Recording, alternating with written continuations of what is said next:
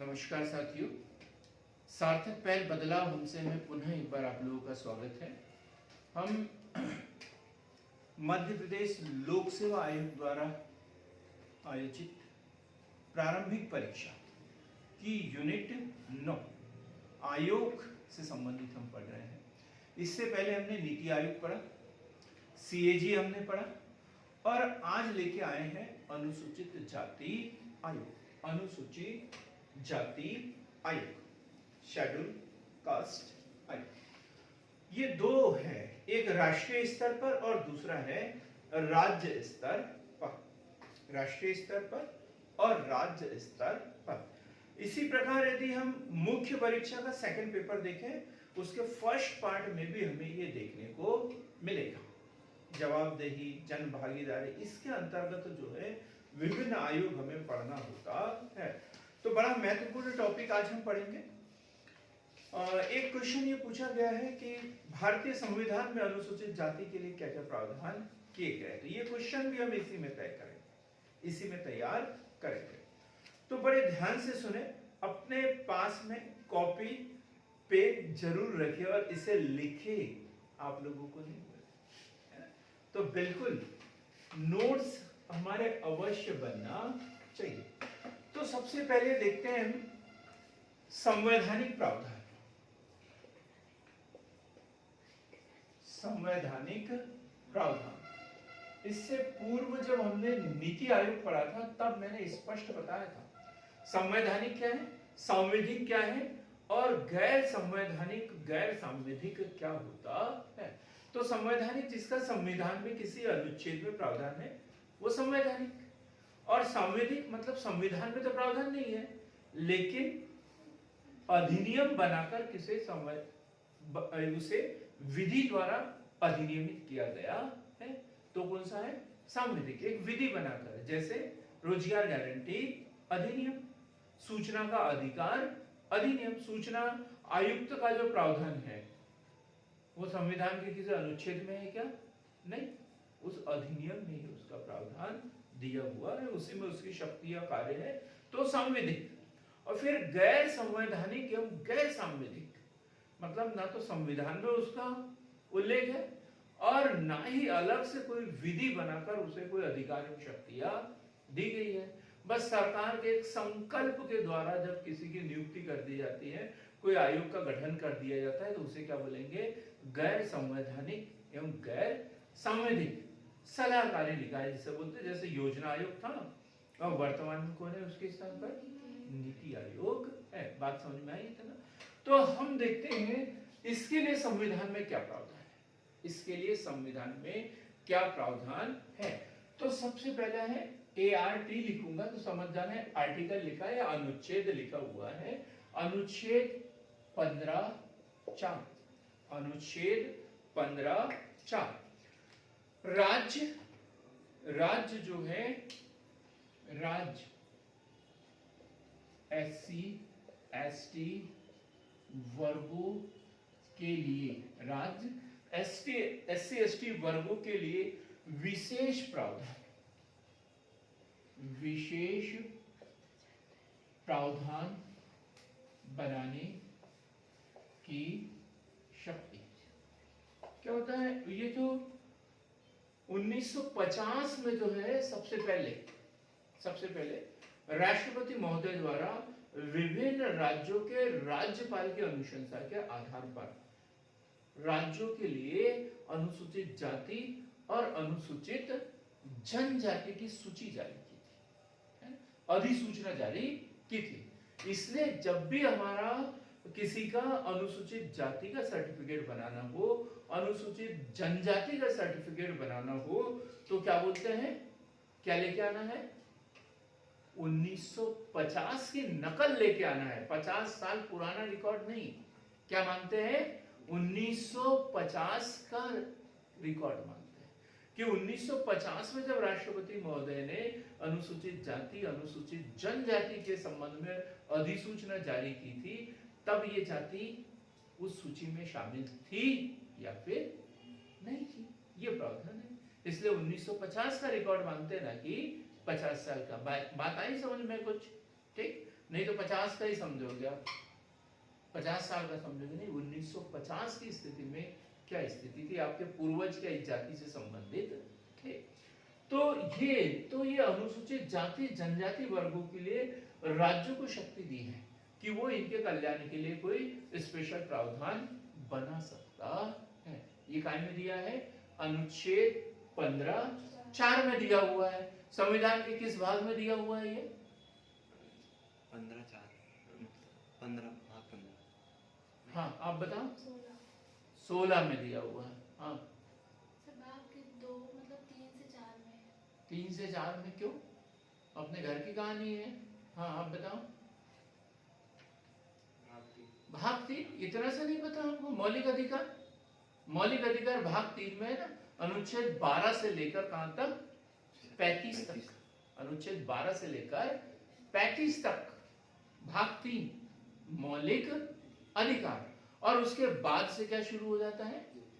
नीति निर्देशक तत्व। वो काय में आता है? भाग 4 में। फिर 4 का जोड़ दिया उसमें, मौलिक कर्तव्य।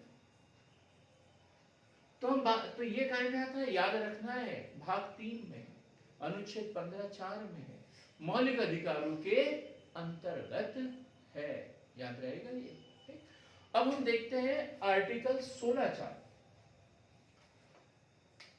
16(4) अनुच्छेद 16(4) अनुसूचित जाति, अनुच्छेद 16(4)(a) SC ST के पदोन्नति में आरक्षण के संबंध में प्रावधान। अनुसूचित जाति जनजाति के पदोन्नति में आरक्षण के संबंध में प्रावधान, ये काय में दिया हुआ? अनुच्छेद 16(4)(a) में दिया हुआ है। विभिन्न प्रकार के पिछड़ा वर्ग का जो आरक्षण है वो भी इसी में आएगा। ठीक है। अब अनुच्छेद 17, ये तो सबको पता होगा। अनुच्छेद 17 क्या है? अस्पृश्यता निवारण।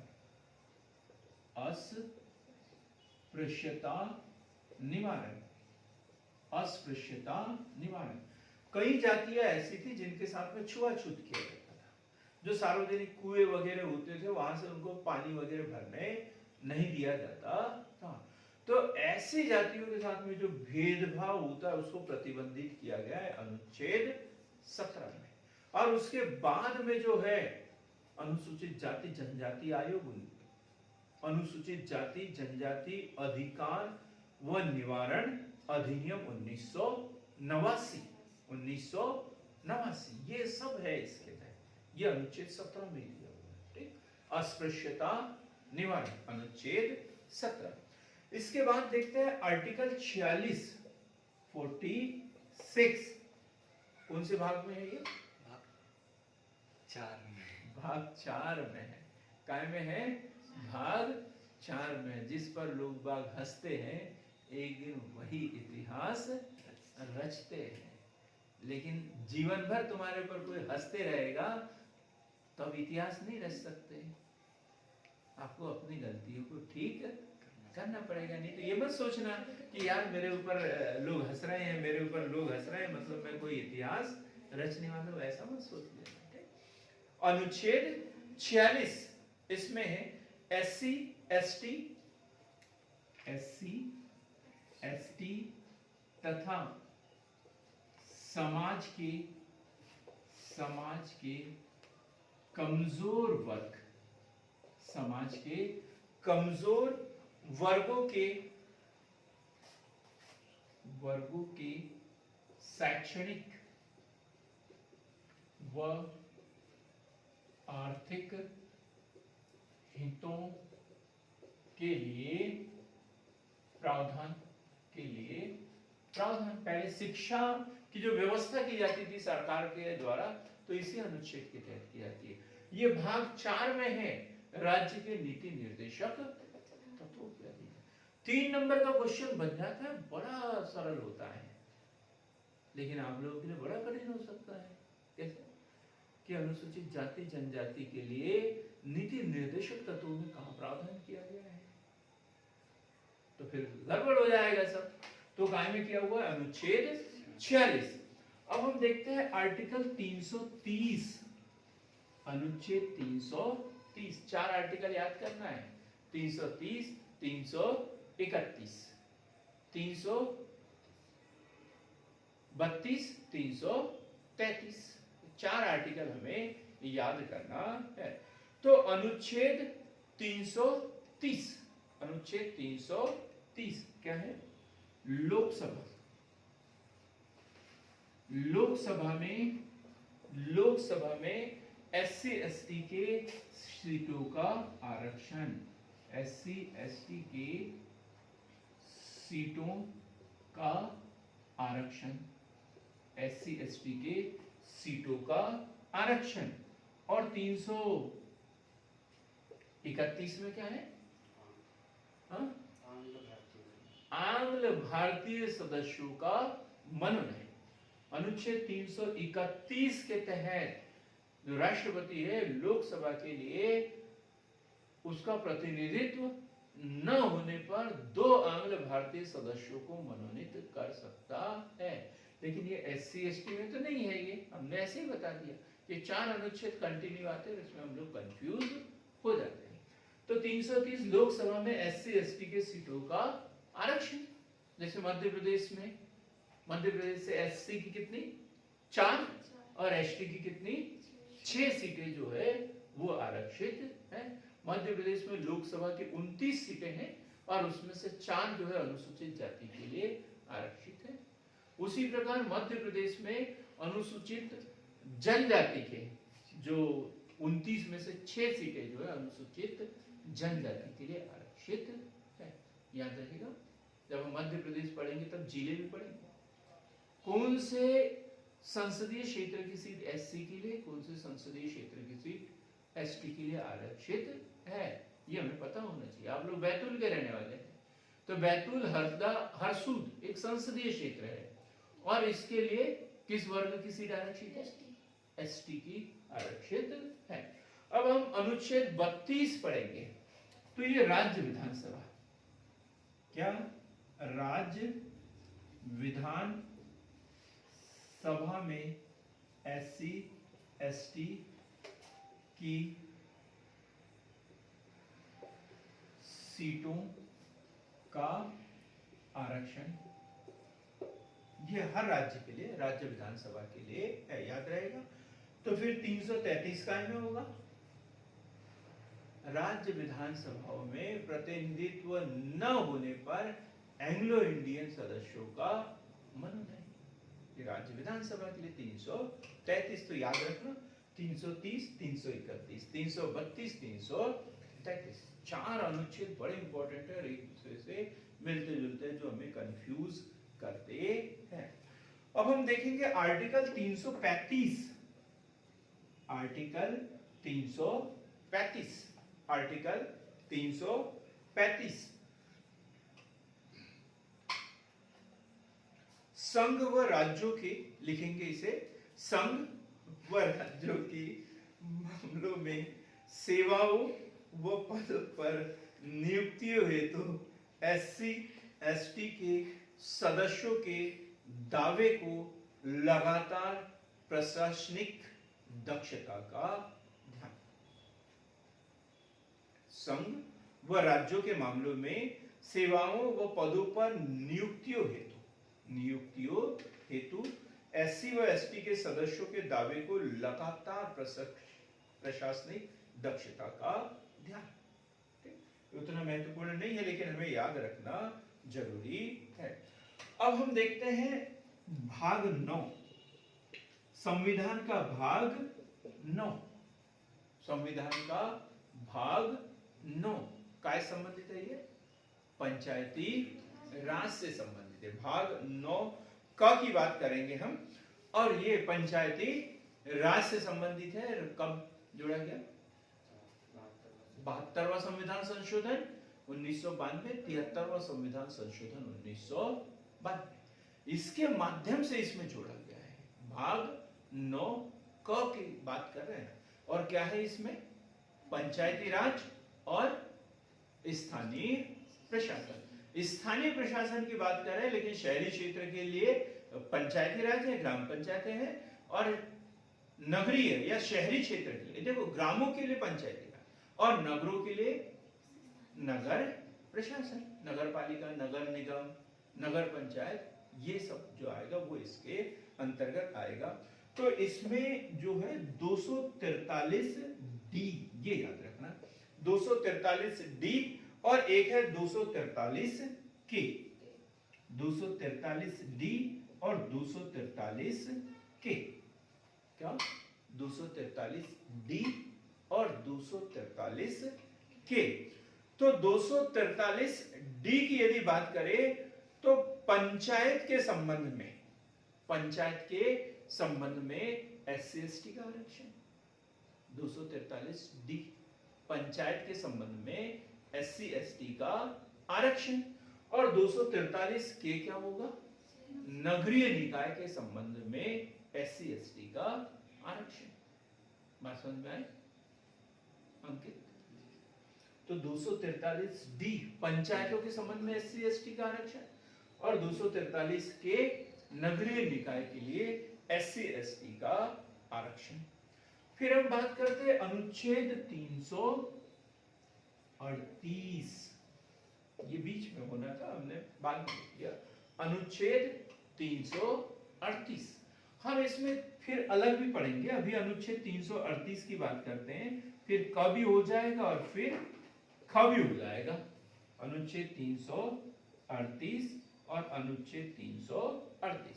तो अनुच्छेद 338 में स्पष्ट प्रावधान किया था पहले मूल संविधान में, क्या था, अनुसूचित जाति जनजाति आयोग की बात की।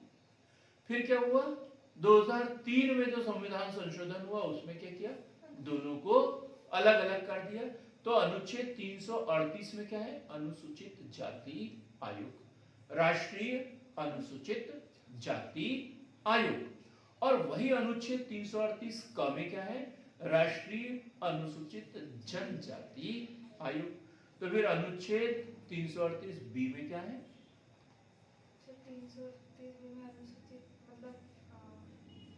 राष्ट्रीय अन्य पिछड़ा वर्ग आयोग, राष्ट्रीय अन्य पिछड़ा वर्ग आयोग का में अनुच्छेद 338 बी में। ए में क्या, सॉरी ये तो मतलब अनुच्छेद 338 अनुसूचित जाति आयोग, अनुच्छेद 338 ए अनुसूचित जनजाति आयोग और अनुच्छेद 338 बी ओबीसी आयोग, अन्य पिछड़ा वर्ग आयोग। बात यहाँ तक क्लियर हो गई, आगे बढ़े। अब हम देखेंगे इसमें, अब ये आयोग की बात कैसे आई, आयोग की बात कैसे आई। ये तो संविधान में प्रावधान दिए हुए थे, आयोग का गठन तो मूल संविधान में था नहीं, ये लिखा हुआ था अनुच्छेद 338 कि इनके संबंध में कोई आयोग वगैरह गठित कर सकते हैं। तो जब आर्टिकल 338 में ये है, आर्टिकल 338 क्या है, SC/ST के लिए विशेष अधिकारी की नियुक्ति, यह प्रावधान था पहले अनुच्छेद 338 में। मूल संविधान में यह था कि विशेष अधिकारी की नियुक्ति का उपबंध जो है वो आवश्यकता पड़ने पर किया जा सकता है। और जरूरत पड़ी, फिर हमें देश के विकास के लिए जरूरत पड़ी, तो फिर 1978 की हम बात करते हैं, 1978 सबसे पहले यदि कोई प्रावधान हुआ है आयोग के संबंध में तो 1978। लेकिन कैसा था, संवैधानिक नहीं था, गैर संवैधानिक, गैर संविधिक एक संकल्प के द्वारा सरकार ने बोला यार ये तो अनुच्छेद 338 में कोई प्रावधान है, तो भाई अब अभी हम इतने सक्षम तो नहीं है कि उसी के अनुसार करें, लेकिन हम कोई संस्था का गठन कर सकते हैं, लेकिन इसे अभी संविधान में स्थान नहीं देते। बाद में जब हम विधिवत करेंगे तब उसको संविधान में स्थान दे देंगे। तो कि 1978 में एक आयोग बना तो कैसा था, गैर संवैधानिक, गैर संवैधानिक। तो 1978 में सरकार ने संकल्प पत्र के माध्यम से, सरकार ने संकल्प पत्र के माध्यम से, संकल्प पत्र के माध्यम से बहुसदस्यीय आयोग की स्थापना की। गैर संवैधानिक व गैर सांविधिक बहुसदस्यीय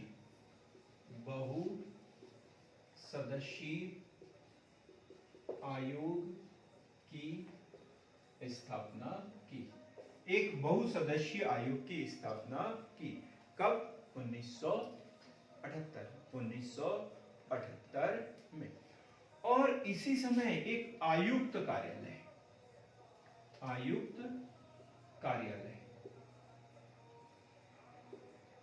की बात सामने आई। आयुक्त कार्यालय। फिर देखते हैं 1978 के बाद 1987। 8 को इधर कर देंगे, 7 को इधर, 1987। 78 के बाद क्या हो गया, सीधा 87, 1987। तो क्या किया, इसमें नाम बदलकर अभी जो है एक बहुसदस्यीय आयोग बनाया था। उसमें SC ST के सदस्य थे, लेकिन नाम नहीं था उसका नाम था क्या, नहीं, एक आयोग तो बना दिया उन्होंने, लेकिन नाम नहीं था इसका। तो 1987 में क्या किया, इसका नाम बदल दिया गया और किया गया राष्ट्रीय अनुसूचित जाति एवं जनजाति आयोग। क्या किया इसका नाम, राष्ट्रीय अनुसूचित जाति एवं जनजाति आयोग। ये नाम कब किया गया, 1987 में ये नाम किया गया। अब हम बात करते हैं 1990। ये क्वेश्चन तो बहुत बार एग्जाम में पूछा गया। 1990 65वां संविधान संशोधन, 65वां संविधान संशोधन, 65वां संविधान संशोधन। और इस आयोग को संवैधानिक दर्जा दिया गया। अनुसूचित जाति जनजाति आयोग को संवैधानिक दर्जा। पहले क्या था, ये गैर संवैधानिक, गैर सांविधिक था, ठीक। लेकिन 1990 में 65वें संविधान संशोधन द्वारा अनुसूचित जाति जनजाति आयोग को संवैधानिक दर्जा दिया गया। अभी अलग अलग है क्या, SC आयोग ST आयोग अलग अलग नहीं है, एक ही है। और संवैधानिक दर्जा कब दिया गया, 1990 में 65वें संविधान संशोधन के द्वारा, 65वें संविधान संशोधन के द्वारा।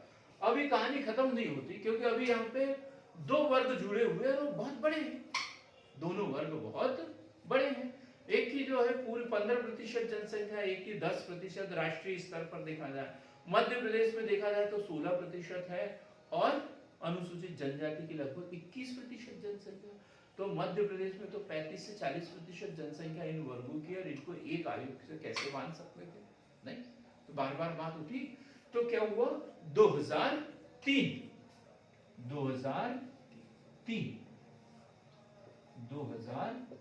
कौन सा संविधान संशोधन, 2003 में है 89वां संविधान संशोधन, 89वां संविधान संशोधन, 89वां संविधान संशोधन। और इसके तहत क्या किया गया, दोनों जो आयोग थे उनको अलग अलग कर दिया गया। दोनों आयोग अलग, अनुच्छेद 338 और अनुच्छेद 338 ए भी बोल सकते हैं और क भी बोल सकते हैं, ए भी बोल सकते हैं और क भी बोल सकते हैं। तो अनुच्छेद 338 राष्ट्रीय अनुसूचित जाति आयोग और अनुच्छेद 338 ए राष्ट्रीय अनुसूचित जनजाति आयोग। अमृत समझ में आया? नहीं तो फिर बोलोगे मेरा जाति प्रमाण पत्र बनाना है। तो 2003 89वां संविधान संशोधन अनुच्छेद 338 और अनुच्छेद 338 ए दोनों आयोग क्या कर दिए गए? अलग अलग कर दिए गए। संवैधानिक प्रावधान हो गए, लेकिन अभी जो है आयोग वही का वही काम कर रहा था। नया आयोग कब बना? अब हम पढ़ेंगे राष्ट्रीय अनुसूचित जाति आयोग में। ये हमने उसकी भूमिका तैयार की कि कैसे ये जो है वास्तविक धरातल पर आया। एक विकास यात्रा हमने राष्ट्रीय अनुसूचित जाति आयोग के बारे में पढ़ी। जब हम राष्ट्रीय अनुसूचित जनजाति आयोग पढ़ेंगे तो भी यही हिस्ट्री रहेगी, तो भी यही हिस्ट्री जैसे कि वैसे रहेगी। तब मुझे याद मत दिलाने लगाना। अब हम बात करते हैं राष्ट्रीय अनुसूचित जाति आयोग। हम 2003 के 89वें संविधान संशोधन के बाद जाएंगे, जब उन्होंने क्या किया था? दोनों के लिए अलग अलग प्रावधान कर दिए थे। एसटी आयोग के लिए अलग और राष्ट्रीय अनुसूचित जाति आयोग के लिए अलग। तो धीरे धीरे बात आगे बढ़ी और हम पहुंचे 2004 में। कहां पहुंचे? 2004 पृथक से अनुच्छेद 338 के तहत राष्ट्रीय अनुसूचित जाति आयोग का गठन कब? 2004 में। और यदि तारीख भी देख ले तो 19 फरवरी। कब? 19 फरवरी 2004। 19 फरवरी 2004।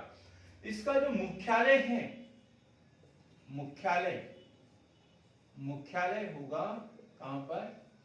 नई दिल्ली में, क्योंकि राष्ट्रीय अनुसूचित जाति आयोग की बात कर रहे हैं। तो मुख्यालय कहां पर? इसकी दिल्ली में। संरचना यदि देखें इसकी, संरचना मतलब इसमें कौन कौन होते हैं, तो एक होगा अध्यक्ष और एक कौन होंगे? एक होंगे उपाध्यक्ष और 3 कौन है इसमें? सदस्य। ये इसकी संरचना है। टोटल कितने सदस्य है इसमें? 5 सदस्य है, जिसमें एक अध्यक्ष, एक उपाध्यक्ष और 3 सदस्य। तो जो अध्यक्ष होगा उसे केंद्रीय मंत्री का दर्जा, अध्यक्ष को क्या? केंद्रीय मंत्री का दर्जा दिया जाए। किसी केंद्रीय मंत्री को अध्यक्ष नहीं बनाया जाता है, जिसे अध्यक्ष बनाते हैं उसे केंद्रीय मंत्री का दर्जा दिया जाता है और वो वेतन भत्ते सारी सुविधाएं उसे मिलती है। और जो उपाध्यक्ष होता है इसे राज्य मंत्री का दर्जा, राज्य मंत्री का दर्जा। आप लोग सोच रहे होंगे कि इन्होंने संविधान संशोधन की बात कर रहे हैं, भाग 3 की बात कर रहे हैं, भाग 4 की बात कर रहे हैं, और हमें तो अभी एबीसीडी पता ही नहीं है इसकी। तो एक बेस तैयार करो। कुछ ही दिनों में हम भारत का संविधान पढ़ने वाले हैं, तो ये जो कठिन शब्द है सबका निराकरण एक के बाद एक हो जाएगा। ऐसी राजनीति, ऐसा संविधान हम पढ़ेंगे कि फिर कहीं आपको इधर उधर देखने की जरूरत ही नहीं पड़ेगी।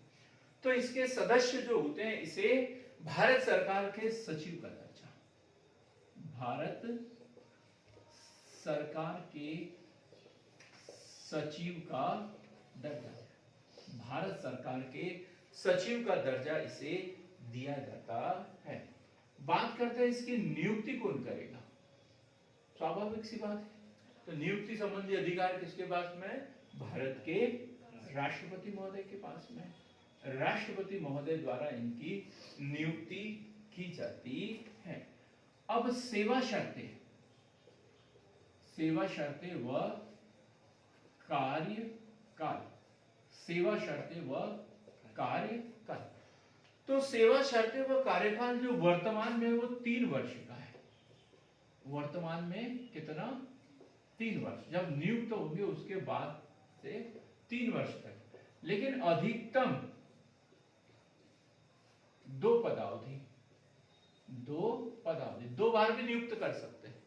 जैसे अभी जो राष्ट्रीय अध्यक्ष हैं अनुसूचित जाति आयोग के, दूसरा कार्यकाल इनका चल रहा है, मतलब 6 वर्ष तक, 5 वर्ष तक ऐसे ये कार्य कर सकते हैं। लेकिन एक पदावधि कितने वर्ष की? 3, और एक व्यक्ति को 2 बार नियुक्त किया जा सकता है। यदि ये क्वेश्चन आए कि राष्ट्रीय अनुसूचित जाति आयोग के अध्यक्ष को क्यों पुनर्नियुक्ति का प्रावधान है, तो हाँ, लेकिन 2 पदावधियों के लिए, केवल 2 पदावधि के लिए। दूसरी बार नियुक्त हो सकता है, तीसरी बार नहीं। बात यहाँ तक क्लियर हो गई। अब सेवा शर्तें हमने पढ़ लिया, राष्ट्रपति द्वारा नियुक्त निर्धारित की जाती है इनकी सेवा शर्तें। फिर हम पढ़ेंगे वार्षिक रिपोर्ट। ये जो वार्षिक रिपोर्ट जो है वो राष्ट्रपति महोदय को सौंपते हैं। किसको देते हैं ये? राष्ट्रपति महोदय जी को। साल भर की जो गतिविधियां हुई हैं उसकी रिपोर्ट ये राष्ट्रपति को सौंपते हैं। फिर पद से कौन हटाएगा इनको? पद से हटाया जाना। कैसे हटाते हैं इनको? राष्ट्रपति महोदय के द्वारा। राष्ट्रपति महोदय इनको पद से हटा सकते हैं, लेकिन कुछ आधार है, ऐसे ही नहीं हटा सकते मन मर्जी से, है ना? तो आधार क्या है? साबित कदाचार या असमर्थता। साबित कदाचार या असमर्थता। साबित कदाचार या असमर्थता। साबित कदाचार, कोई रिश्वत लेते हुए, ऐसा कोई भेदभाव करते हुए पाया जाए तो फिर साबित कदाचार या असमर्थता। दिवालिया होना, इंसॉल्वेंसी। दिवालिया होना, मेरे से इंटरव्यू में पूछा था ये क्वेश्चन, इंसॉल्वेंसी क्या है? तो दिवालिया होना, बैंक से लोन वगैरह लेते हैं और फिर चुका नहीं पाते, डिफॉल्टर घोषित हो जाते हैं, दिवालिया होना। पद का दुरुपयोग। पद का दुरुपयोग। पद का दुरुपयोग। पद का दुरुपयोग। कारावास से दंडित। कारावास से दंडित। कारावास से दंडित। अन्य लाभ का पद धारण कर लेना। इसके अलावा भी दूसरी जगह पर कहीं पर वैतनिक पद धारण कर लेना जिसके लिए वेतन मिलता हो, तो फिर यहां काम नहीं करते। बात क्लियर है एकदम, ज्यादा कठिन नहीं है, ये दो अवधारणा पढ़ रहे हैं। बिना अनुमति के, बिना अनुमति के क्रमशः 3 बैठकों में अनुपस्थित रहना। 3 बैठकों में अनुपस्थित रहना। 3 बैठकों में अनुपस्थित रहना। इनमें से कोई भी एक कारण हो, जरूरी नहीं है कि हटाने के लिए पूरे कारण होना चाहिए। कोई भी एक कारण यदि उसके ऊपर लागू होता है तो राष्ट्रपति महोदय उनको पद से हटा सकते हैं। अंकित जी, बिल्कुल ठीक है, कल भी पूछूंगा। आज पढ़ेंगे, कल पूछेंगे। अब हम देखेंगे शक्तियां इनकी क्या है। शक्तियों की बात करते हैं। तो सिविल न्यायालय की शक्तियां प्राप्त है इनको। दीवानी न्यायालय जिसे कहते हैं, सिविल न्यायालय की शक्तियां। सिविल न्यायालय की शक्तियां इन्हें प्राप्त है। ये क्या होता है भाई सिविल न्यायालय की शक्तियां? सिविल न्यायालय की शक्तियां अर्थात भारत के किसी भी भाग में किसी भी व्यक्ति को समन जारी कर सकते हैं। ये बार बार हम आयोग पढ़ेंगे, निर्वाचन आयोग पढ़ेंगे, सूचना आयुक्त पढ़ेंगे, तो उन सबको ये सिविल न्यायालय की शक्तियां दी गई है। तो सबके ऊपर एक जैसा ही सिविल न्यायालय की शक्तियां लागू होती नहीं तो पता चला कि मुझे हर बार अलग अलग पढ़ाना पड़ रहा है। समझ में आ रहा है आपके? सबके ऊपर लागू होगा सिविल न्यायालय की शक्तियां। तो भारत के किसी भी भाग में, मतलब अब इसकी अधिकारिता पता चल रही है। इस आयोग की अधिकारिता कहाँ है? भारत के पूरे राज्यों पर है। ऐसे किसी राज्य को छोड़ा गया है क्या? नहीं, पूरे भारत पर लागू है।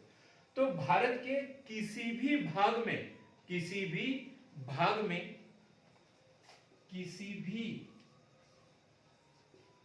व्यक्ति को समन जारी करना, कोर्ट से जो आदेश आता है, पुलिस के माध्यम से आता है कि आपको इस तारीख को इस न्यायालय में उपस्थित होना है, तो उसे क्या कहते हैं? समन। उसे क्या कहते हैं? समन। और यदि बुलाया और हम नहीं गए तो फिर क्या कहलाता है? ये अवमानना। फिर दूसरी बार जो है जमानती वारंट जारी होगा। फिर क्या होगा? जमानती वारंट। और फिर नहीं गए तो फिर गैर जमानती वारंट जारी होगा। फिर आपको पुलिस पकड़ के लेके जाएगी। फिर पुलिस आपको पकड़कर अरेस्ट करके लेकर जाएगी। सोचना मत, नहीं तो बोलेंगे हमें कब जाना है। आप लोग मत सोचो। तो भारत के किसी भी भाग में किसी भी व्यक्ति को समन जारी कर सकता है, ऐसी शक्ति इन्हें प्राप्त है। दस्तावेजों को प्रस्तुत करवाना, दस्तावेजों को प्रस्तुत करवाना, दस्तावेजों को प्रस्तुत करवाना। व्यक्ति को बुलाएंगे भी और बोलेंगे कि ये दस्तावेज लेके आ जाओ, भूमि से संबंधित या कोई अन्य मामला है तो उससे संबंधित कागज लेके आ जाओ। बात समझ में आ रही है? एकदम याद है। शपथ पत्रों पर साक्ष्य ग्रहण करना, शपथ पत्रों पर साक्ष्य ग्रहण करना। कई लोग ऐसे होते हैं ना, स्वयं उपस्थित नहीं हो पाते हैं तो शपथ पत्र दे देते हैं, है? तो उसके ऊपर गवाह भी लगते हैं दो, तो उसके ऊपर भी ले सकते हैं साक्ष्य, ठीक है। और बाद में क्या करेंगे? इसको सही है या नहीं है ये साबित करने के लिए उसमें जो दो गवाह रखे थे उसको बुला सकता है, वो भी पॉइंट लिखेंगे हम, ठीक। तो शपथ पत्रों पर साक्ष्य ग्रहण करना, साक्षियों और दस्तावेजों की परीक्षाओं के लिए समन निकालना, साक्षियों एवं दस्तावेजों के परीक्षण के लिए समन जारी करना, समन जारी करना। ये समन भी जारी कर सकता है कि जो दस्तावेज प्रस्तुत किए हैं वो सही भी है या नहीं है, तो उस विभाग को जहां से जारी हुआ है वहां से बुला सकता है। समझ में आया बात? और जो किसी ने शपथ पत्र वगैरह प्रस्तुत किया है तो उसके ऊपर शपथ पत्र देते हैं तो दो गवाह भी लिख रखते हैं, वो दो गवाहों को भी बुला सकते हैं। भाई शपथ पत्र जब बनाया था तब तुम थे वहां पर या घर ही लेकर आ गए थे या आपके दस्तखत ही नहीं है? वो बोलेगा मेरे को नहीं मालूम, मैंने तो दस्तखत ही नहीं किए, तो फिर वो शपथ पत्र क्या हो गया? झूठा। तो जिसने प्रस्तुत किया था पहले वाले ने, तो उसके ऊपर 420 का केस अलग धारा में दर्ज होगा। वो तो होगा ही जो केस चल रहा है, दूसरा भी 420 का केस दस्तावेजों से छेड़छाड़ वाला मामला उस पर दर्ज हो सकता है। कोई अन्य विषय जो राष्ट्रपति नियम द्वारा निर्धारित करे, ये तो करता ही है, लेकिन कोई अन्य विषय जो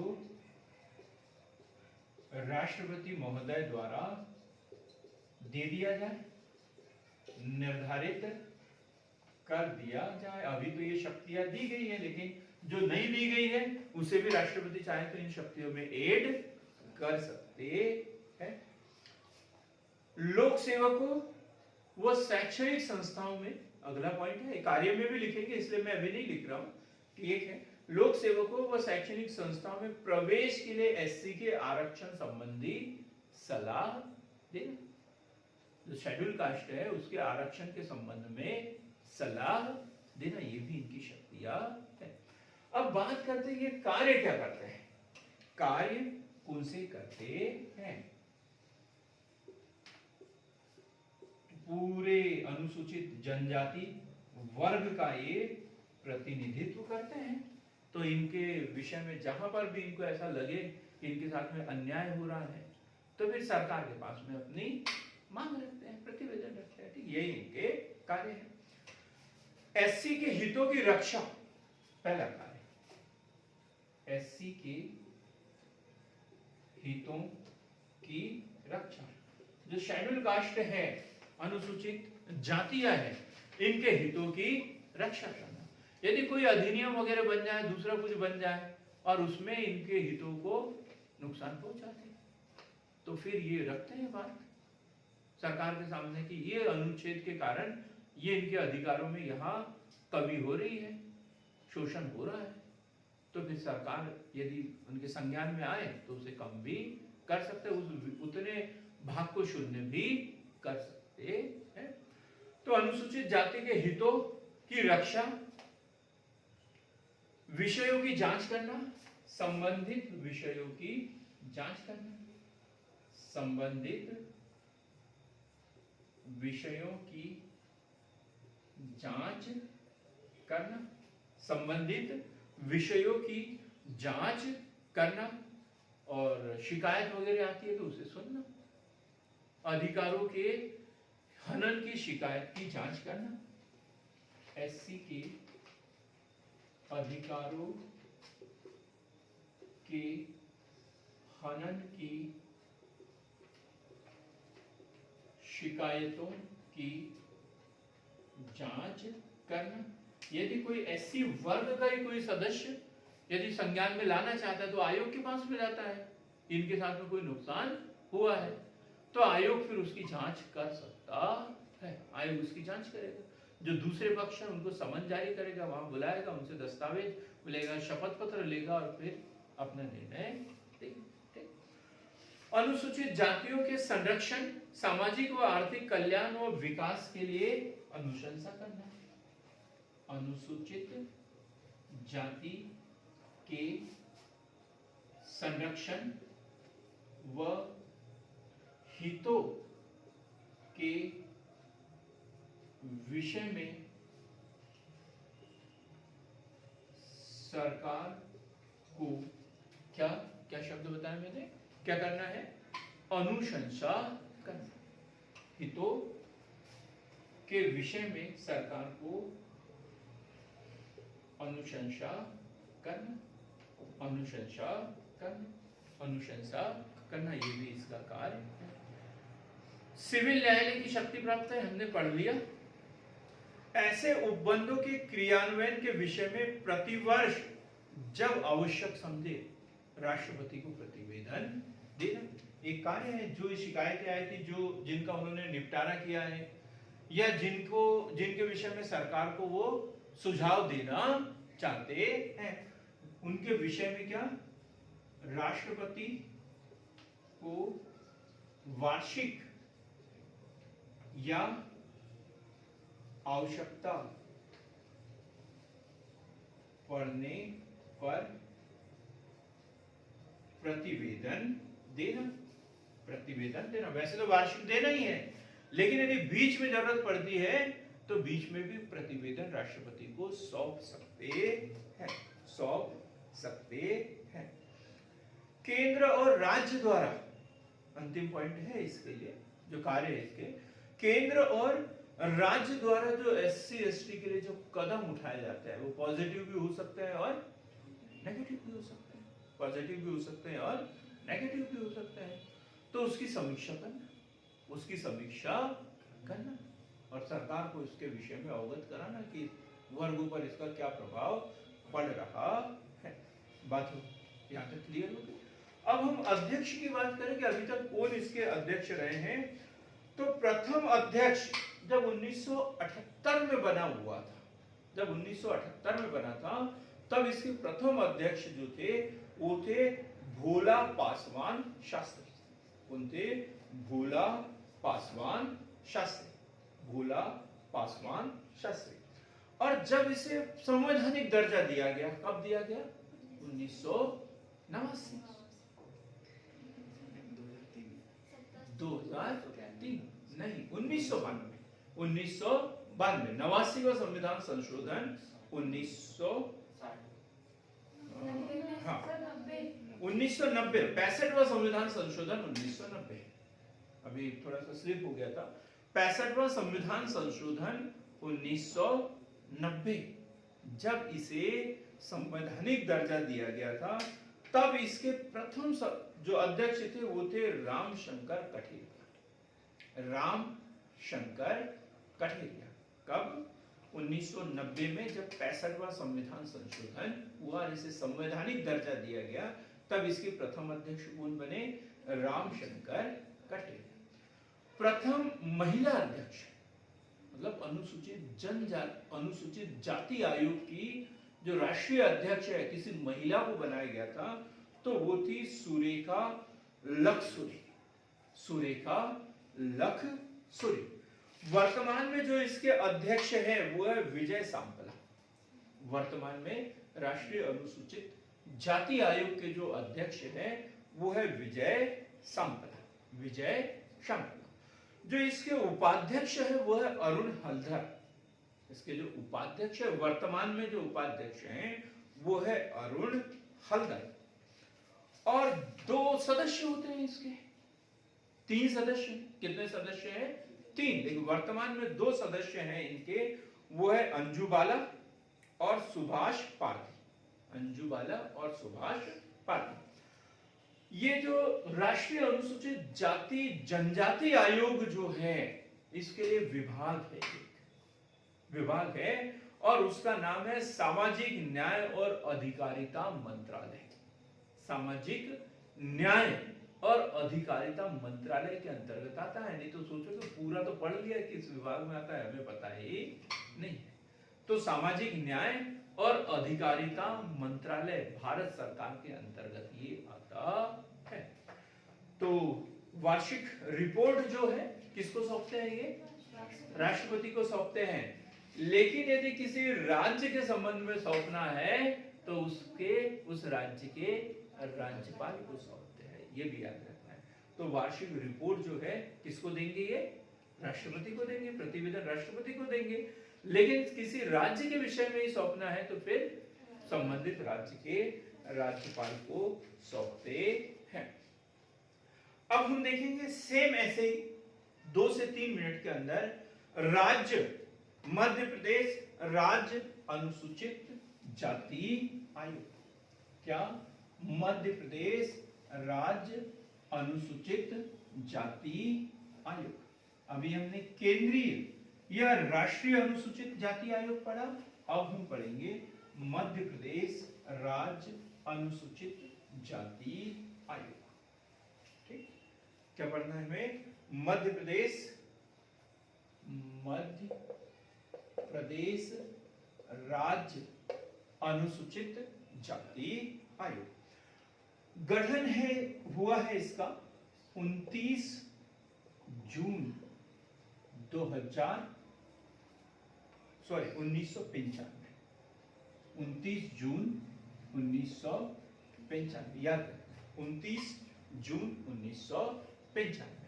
इसका जो मुख्यालय है, मुख्यालय कहां पर होगा? भोपाल में होगा। मुख्यालय कहां पर होगा? नागपुर में नहीं हो सकता, बॉम्बे में नहीं हो सकता। कहां पर होगा? भोपाल में। क्यों?